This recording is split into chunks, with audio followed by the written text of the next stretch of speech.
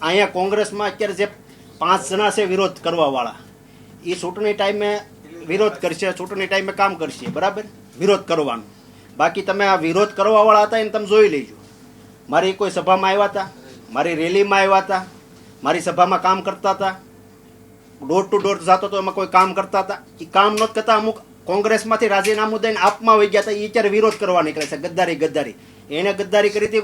આમ આદમી પાર્ટીમાં ટિકિટ નહોતી આપી, ત્યારે કોંગ્રેસમાં ટિકિટ લેવા માટે, હવે કોંગ્રેસમાં ભળવા માટે વિરોધ કરે છે. આના જે વિરોધ કરે છે કોઈ કામ નહોતા કરતા. જ્યારે કોંગ્રેસને ઊભી રાખવામાં સરદાર ફાર્મ 24 કલાક ખુલ્લું રાખીને કામ કરતો હતો. અત્યારે કોંગ્રેસવાળા ગદ્દારી કહે છે. કોંગ્રેસે પહેલી ગદ્દારી મારી ઉપર કરી હતી. 2017માં ટિકિટ આપી હતી. ટિકિટ આપ્યા પછી ટિકિટ કાપી નાખી. એ છેલ્લી ઘડીએ કાપી હતી.